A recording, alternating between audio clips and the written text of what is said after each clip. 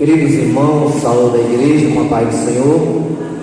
Dizer da minha alegria de estar aqui com os irmãos nessa noite mais uma vez, na casa de Deus, culto dos senhores. Quero agradecer primeiramente a Deus e agradecer o convite do nosso irmão Enoque, do nosso irmão Abraão, e também pela permissão do nosso pastor e do nosso dirigente, nosso irmão Edmilson, de estarmos aqui para trazer uma palavra nessa noite, em este culto de senhores. Eu quero, sem perda de tempo, pois haverá um trabalho após, eu quero com a igreja ler um texto sagrado que se encontra no livro de Atos, capítulo 4, versículo de 1 ao versículo 12. Atos dos Apóstolos, capítulo 4, versículo de 1 ao versículo 12. E estando ele falando ao povo, sobrevieram os sacerdotes e o capitão do templo e saduceus, doendo-se muito de que ensinasse o povo e anunciasse em Jesus a ressurreição dos mortos. E lançaram mão deles e os encerraram na prisão, até o dia seguinte, pois era já tarde. Muitos, porém, dos que ouviram a palavra, creram, e chegou o número desses homens a quase 5.000. E aconteceu no dia seguinte, reuniram-se em Jerusalém os principais, os anciões e os escribas, e Anás, o sumo sacerdote, Caifás, e João e Alexandre, e todos quanto havia da linhagem do sumo sacerdote.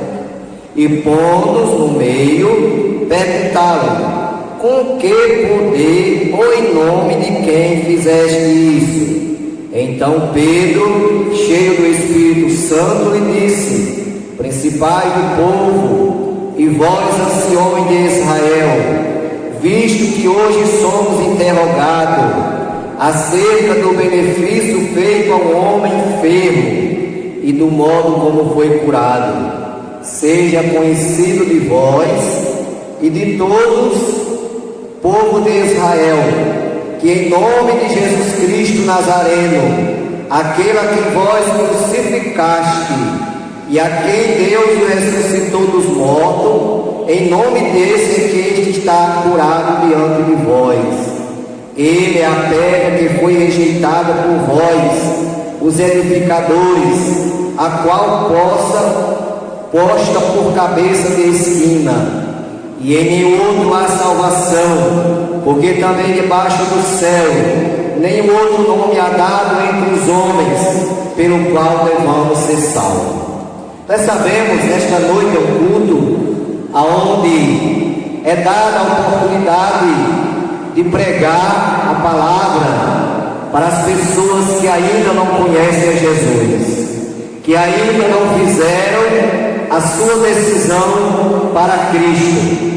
E nós temos aqui diante de um texto sagrado, aonde Pedro, o apóstolo de Cristo, o Pedro que negou Jesus, porém, após o batismo com o Espírito Santo, Pedro tornou-se outra pessoa, ele se converteu, ele foi transformado, como disse Paulo, lá em 2 Coríntios, capítulo 5, versículo 17, quando Paulo testemunha do seu novo nascimento, e Paulo diz: se alguém está em Cristo, nova criatura é. As coisas velhas já passaram, e eis que tudo se fez novo. E nós vemos no contexto desta leitura, no capítulo 3, que Pedro e João subiam ao templo à hora da oração à nona, e ali na porta do templo chamada Formosa era colocado um homem coxo de nascença, para ali pedir esmola. E a todos que ali entravam no templo, aquele homem pedia esmola, e vinha Pedro e João para a oração. E quando aquele homem viu Pedro e João entrando no templo, pediu que ele desse uma esmola. E Pedro e João, olhando para fitando os olhos dele, disse: não temos prata, não temos ouro, mas o que temos, isso te damos. Em nome de Jesus Cristo Nazareno, levanta-te e anda. E a Bíblia diz, o texto sagrado está revelado e nos mostra que aquele homem se levantou curado e saiu pulando, saltando, entrando no templo e glorificando a Deus. E aqui no capítulo 4, nós vemos os apóstolos Pedro e João sendo interrogados pelo sumo sacerdote, pelo capitão do templo e pelos saduceus. Foram interrogados, foram colocados à prova unicamente porque eles tinham feito bem ao homem necessitado. E a Bíblia diz, o texto diz, que Pedro, nesta ocasião, ele não perde a oportunidade. Pedro, ele prega para aquele sacerdote, prega para aqueles homens que não aceitavam por hipótese alguma se pregar o nome de Jesus.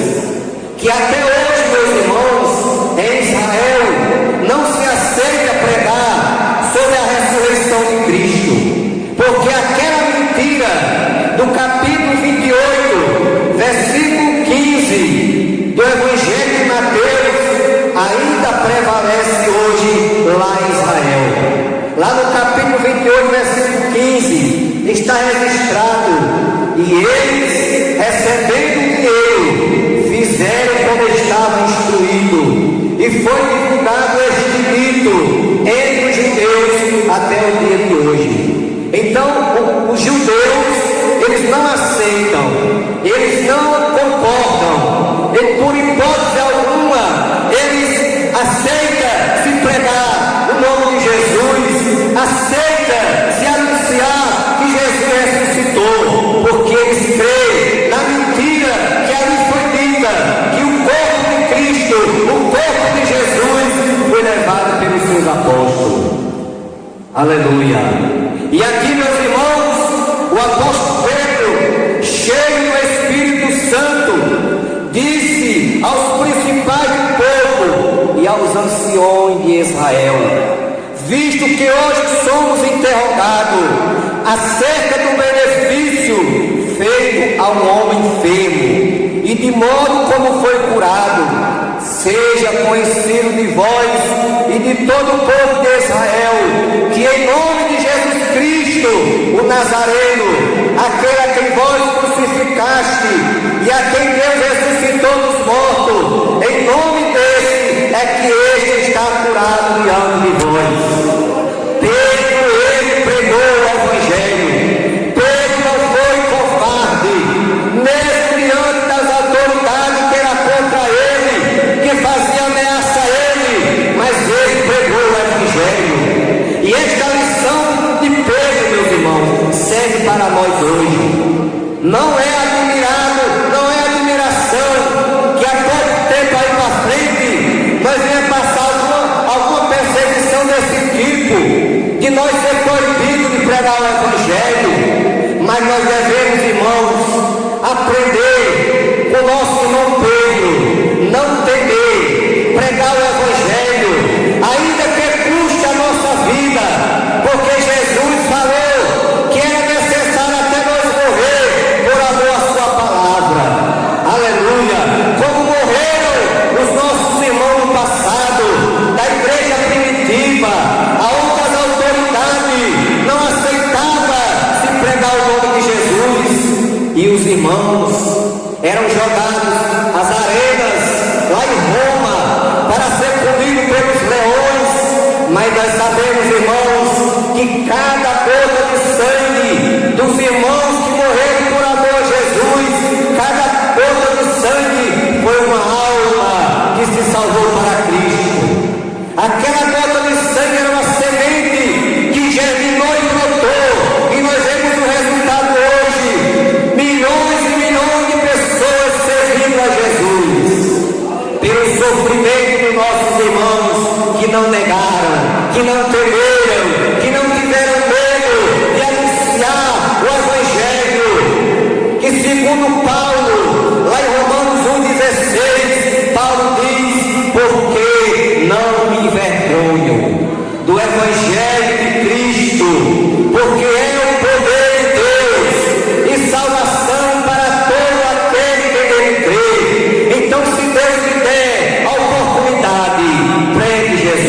pessoas. Anuncie Jesus para as pessoas. Anuncie o Evangelho de Jesus Cristo. Este Evangelho que a igreja prega, o Evangelho que transforma o homem velho em uma nova criatura. Não é qualquer Evangelho que estão pregando por aí não, que a pessoa permanece do jeito que está, não. O Evangelho que nós pregamos, o Evangelho que Cristo mandou a igreja pregar, lá no capítulo 16, versículo 15, ele diz: ide por todo mundo, pregar o Evangelho a toda criatura. Este Evangelho que Cristo mandou pregar, que nós pregamos hoje, em pleno século XXI, é o Evangelho que transforma o pecador, é o Evangelho que ressuscita, é o Evangelho que salva, aleluia. E nesta noite estamos aqui anunciando este Evangelho que tem poder, Evangelho transformador, Evangelho que Deus transformado. E Pedro aqui, meus irmãos, ele continua pregando, e no versículo 12 ele diz: e em nenhum outro há salvação, porque também debaixo do céu nenhum outro nome há dado entre os homens, pelo qual devamos ser salvos, a não ser na pessoa de Jesus Cristo. Então salvação só tem em Jesus, porque Jesus mesmo falou, lá no capítulo 14, versículo 6, quando Jesus, do Evangelho de João, quando Jesus anunciou a sua partida para o céu, aleluia, porque ele dizia para os discípulos: importa que eu vá, porque se eu não for, o Consolador não virá a vós. Não se turbe o vosso coração, credes em Deus e em mim. Na casa de meu Pai há muitas moradas. Se assim não fosse, eu não vos teria dito: vou preparar lugar. E se eu for e vos preparar lugar, virei outra vez e vos levarei para mim mesmo, para que onde eu estiver, vós estejais também. Aí um dos seus discípulos, aquele que duvidou que Jesus havia ressuscitado, que sofreu quando tocou Jesus, quando viu Jesus literalmente, e quando Jesus falou para ele: Tomé, não seja incrédulo, seja crente. Aí Tomé pergunta: como poderemos ir se não sabemos o caminho? Aí Jesus fala no versículo 6: eu sou o caminho, eu sou a verdade, eu sou a vida, e ninguém vem ao Pai a não ser por mim. Então em nenhum outro há salvação. Pedro não salva, Maria não salva, André não salva, João não salva, nenhum outro salva. O Salvador é só Jesus, é só Jesus. Sabe por que é só Jesus? É porque foi só Ele, aleluia, que morreu pela humanidade. Quando João escreve no capítulo 3, versículo 16: porque Deus amou o mundo de tal maneira que deu seu Filho unigênito, para que todo aquele que nele crê não pereça, mas tenha a vida eterna. Deus amou o mundo de tal maneira, e Paulo fala que ele amou a nós, sendo nós ainda pecadores.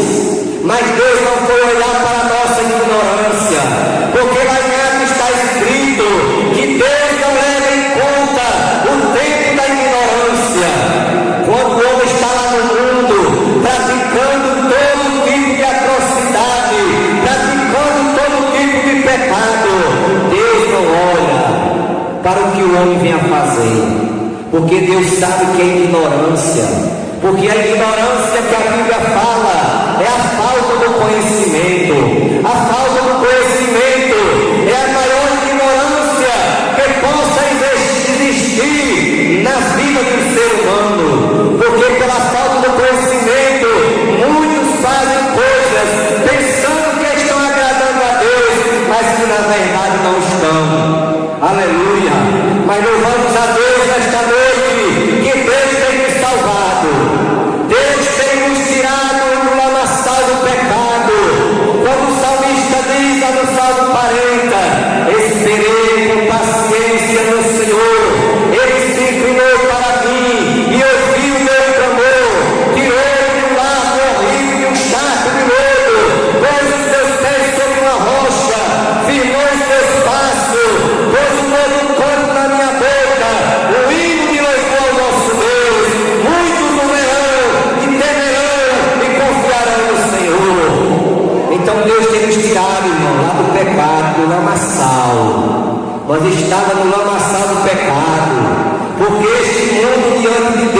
irmãos, é um lamaçal de pecado.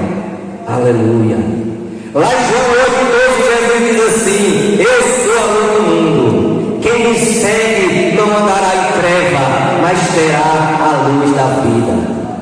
E diz a Bíblia que para aqueles que andavam nas trevas, clareou a luz, e esta luz é Jesus. Nós estávamos na treva, nós estávamos na escuridão, aleluia. Nós conhecíamos as coisas do mundo, mas não conhecíamos as coisas espirituais. Nós éramos vivos para o mundo e mortos para Deus, mas a partir do momento que nós se decidimos entregar a nossa vida a Jesus, e Ele nos aceitou, porque Ele diz lá em João 15: não foi vós que me escolheste, mas eu vos escolhi a vós, e vos nomeei para que vades e deis fruto, e o nosso fruto permaneça, a fim de tudo quanto fizer, o nome de meu Pai seja glorificado. Irmão, igreja, é motivo de a gente dar glória a Deus, porque não foi nós que escolhemos Jesus, foi Ele que nos escolheu. Aleluia. Que coisa boa, irmão. Quem era nós, não fazíamos nada, pois cinza, pecadores, distante de Deus, praticando as maiores atrocidades que havia neste mundo e que há, mas Jesus, irmãos, Ele nos escolheu. Aleluia. E o salmista diz que quando ainda estávamos informes no ventre da nossa mãe, Deus nos escolheu lá no ventre da nossa mãe, quando ainda estávamos sem forma de ser humano. Aleluia. Então Pedro aqui, ele não temeu. Prenderam ele, depois soltaram ele, mas ele não temeu. Aleluia. E mais na frente nós vamos ver ele sendo preso novamente, mas veio lá no cárcere preso. Mas mesmo assim, irmãos, ele fazia obra, ele pregava lá dentro, porque não tem quem possa calar o crente, irmão. Não tem quem cale o servo de Deus. Aleluia. Ele pode estar lá fora, ele prega, ele pode estar dentro da cadeia, ele prega, porque lá dentro ele prega para os presos lá, como pregou Pedro, como pregou Paulo e Silas, quando a Bíblia diz que Paulo e Silas estavam presos lá no cárcere, mas a Bíblia diz que à meia-noite Paulo e Silas louvavam e oravam ao Senhor, e Deus ali quebrou as cadeias daquela prisão, e Pedro não foi diferente, e ali Deus mandou um anjo e soltou a Pedro, quebrou todas as cadeias, porque o nosso Deus, irmãos, é aquele que quebra cadeia, é aquele que quebra cadeado, é aquele que desfaz os nós, é aquele que acaba com a dificuldade, é aquele que pega uma pessoa que para a sociedade não tem mais recuperação, mas ele prega, ele perdoa, ele transforma, ele dá um banho com o seu sangue e ele coloca em lugar de príncipe. Meus irmãos, nós homens aqui, nós os homens somos príncipes e as irmãs são princesas. Sabe por quê? Porque nós somos filhos de rei. Deus é rei e filho de rei é príncipe e princesa. Aleluia. Irmãos, é o maior motivo que a gente dá glória a Deus. Aleluia. Porque às vezes o crente pode dizer assim: o culto hoje foi tão assim diferente, eu não senti vontade de dar glória a Deus. Mas quando você não tivesse sentindo vontade, você comece a se lembrar das misericórdias de Deus, das bondades de Deus, do que Deus fez com você, e você vai glorificar a Deus. Você vai sentir vontade de dar glória a Deus. Você vai fazer igual aquela irmãzinha que se conta aí uma história de uma irmãzinha que até um cantor aí fez um hino, uma história dessa irmã que estava na igreja, era um culto todo dando glória a Deus, e aquilo perturbou o pastor, e o pastor ficou perturbado com o grito daquela irmã dando glória a Deus e aleluia, e aquele pastor fez uma proposta àquela irmã, uma proposta antiética, que isso não é proposta de pastor para ovelha. Aleluia. Querer comprar ovelha com um par de sapato para a ovelha da glória a Deus. Não. E o pastor diz: ó irmã, se você se comportar, se você ficar quietinho no seu canto, não gritar muito, eu lhe dou um bate-sapato. E a irmã ficou por ali, eu acredito, um pouco envergonhada com aquilo, com aquela conversa sem sentido, sem lógica. Mas a irmã não se aguentou não, irmão. O crente que é pentecostal, o crente que sente a presença de Deus, não é bate-sapato que vai calar ele não, irmão. Aleluia! Não é nada. Ele vai glorificar a Deus. A Bíblia fala lá em Atos, quando Estevão estava sendo apedrejado, que Estevão foi o primeiro mártir da igreja. E ele foi apedrejado por amor a Cristo. E a Bíblia diz que enquanto os seus algozes lhe apedrejavam e lançavam pedra, Estevão olhava e viu o céu aberto. Oh glória! Aleluia! E aqui, meus irmãos, deixava os seus algozes mais furiosos ainda. Aleluia! E ele viu o céu aberto. Porque o crente é assim, irmãos. Mesmo na luta, mesmo no sofrimento, ele é feliz, sabe por quê? Porque a partir do momento que ele aceita Jesus, ele já é avisado por Jesus: no mundo tereis aflições, mas tenha bom ânimo, eu venci o mundo. Então todos nós, irmãos, não estamos enganados não. Aleluia! A gente não aceitamos Jesus para viver uma vida de regalias aqui não. A gente aceitamos Jesus para sofrer pelo Evangelho, para ser perseguido, para ser apedrejado, para ser mal entendido. Nós já sabemos disso, irmãos. Então, se é na luta, se é na bonança, vamos ser felizes, vamos ser alegres, vamos glorificar a Deus. Eu costumo dizer, meus irmãos, que a vida do crente é que nem a vida do casado. No casamento, o pastor pergunta ao noivo se ele promete ser fiel à noiva, na dor, na saúde, na riqueza, na pobreza, em todos os momentos da vida, e o noivo confirma que vai ser fiel à noiva. E o pastor faz também a pergunta à noiva, da mesma forma ela confirma. Então tem que ser fiel, irmãos, tem que ser alegre. Aleluia, venha o que vier, mas nós temos que ser alegres com Jesus. Porque Jesus, irmãos, é a maior alegria da vida do crente. Aleluia. E aqui, meus irmãos, Pedro, depois de interrogado, Pedro continua pregando. E o texto diz que muitos creram na pregação do Evangelho. Eu quero dizer à igreja nessa noite, irmãos, que a palavra que você prega, ela não volta vazia. Se você evangelizar uma pessoa que não é crente, nem que seja como folheto, você não está fazendo trabalho em vão não. O seu trabalho está sendo visto por Deus lá no céu. E a palavra que você pregou, e a palavra que você anunciou, ela não vai voltar vazia. Aquela semente um dia vai germinar. Jesus fala de 4 tipos de terreno: à beira do caminho, entre os espinhos, entre os pedregais e na boa terra. E a semente que você lançar da palavra, com certeza ela vai cair em boa terra e vai dar muito fruto, e fruto para a glória de Deus. Então vamos nessa noite, irmãos, sair daqui recebendo este exemplo de Pedro. Vamos pregar o Evangelho, porque nós sabemos, meus irmãos, que o lugar mais difícil de se pregar o Evangelho é para a família. Não existe outro lugar mais difícil.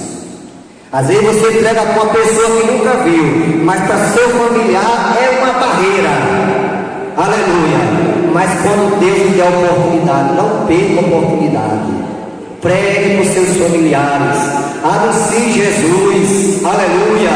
Dê o seu testemunho de um verdadeiro cristão, porque a maior pregação do crente não é falar uma hora, não é pregar meia hora, não é falar bonito, não é ter um português atualizado, não é ter uma gramática atualizada. O maior testemunho do crente, a maior pregação do crente é o testemunho da sua vida. É o maior testemunho, é a maior pregação. Aleluia! É a maior pregação que você pode fazer, é o testemunho da sua vida. E eu lembro da passagem de Eliseu, quando passava todas as vezes ali, e ali havia uma mulher que observava aquele homem de Deus, passando todos os dias. Talvez, se fosse hoje, passasse para a igreja. Que eu quero dizer à igreja aqui nessa noite: olha, a prefeitura, o governo do estado, o governo federal paga milhões e milhões de reais para os vigiar os prédios públicos. Mas eu quero dizer que para você tem vigia de graça, viu? Quando nós vemos para o culto, tem muitos olhos nos vendo, tem muitos olhos nos olhando. Então que nós possamos, irmãos, caminhar de uma maneira assim como fez Eliseu. E aquela mulher ficou importunada. Em uma ocasião, aquela mulher chamou o seu esposo e disse: olha, homem, vem cá. Olha, eu tenho observado. Aquela mulher observou muitos dias. Ela passou muitos dias observando Eliseu passar ali.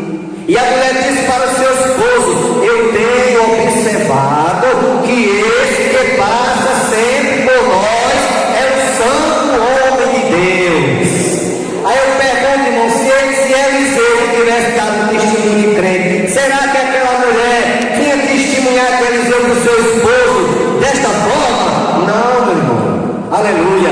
Então, se você quer pregar, você pode pregar até calado. Só na sua vida você prega, só na sua vida você ganha alma para Jesus. Mas quando Deus mandar falar, você fala, porque a boca, aleluia, Deus nos deu, e nós temos que aproveitar a boca que Deus nos deu para pregar a palavra, para falar de Jesus, para dizer ao povo que Jesus é bom, que Jesus ama eles, que Jesus salva, que Jesus ele cura, que Jesus ele prepara o homem que leva para o céu. Nós temos que anunciar que Jesus faz tudo isso e muito mais, porque só nos evangelhos, irmãos, só nos evangelhos, Mateus, Marcos, Lucas e João, nós temos ali registrado, mas foi porque o ministério de Jesus foi curto, viu? Mas depois disso ele já fez milhões e milhões e continua fazendo e vai continuar a fazer milagres. Mas só nos evangelhos você vai encontrar lá registrado 35 milagres operados por Jesus. Milagres de várias formas: cura de cego, cura de paralítico, ressurreição de mortos, limpou os leprosos, ressuscitou o filho da viúva de Naim, e daí por diante. Mas de lá para cá, meus irmãos, há quase 2 anos atrás para cá, milhões e milhões de milagres Jesus tem feito e vai continuar fazendo, porque Ele é o mesmo. Lá em Hebreus está escrito que Ele é o mesmo ontem, o mesmo hoje e será eternamente. Então, que possamos assim, irmãos, cada dia mais nos apegarmos a Cristo, servimos a Ele com alegria, fazemos a sua obra com alegria, aleluia, e anunciar Cristo para um povo que ainda não conhece, para o mundo que ainda não recebeu a Jesus como Salvador, que ainda não quiseram participar desta vida de transformação, desta vida de bênção que nós vivemos hoje, porque Jesus diz: dai de graça que de graça recebeste. Então o crente prega, o crente evangeliza, porque ele recebeu de graça algo que ele procurou muito tempo lá fora e não encontrou. Bateu em muitas portas atrás da felicidade e não encontrou, mas no momento que ele se entregou para Jesus, encontrou a verdadeira felicidade. Que Deus abençoe a todos. Em nome de Jesus, agradeço a oportunidade, a confiança que a mim foi depositada, e os irmãos continuem orando por nós. Amém.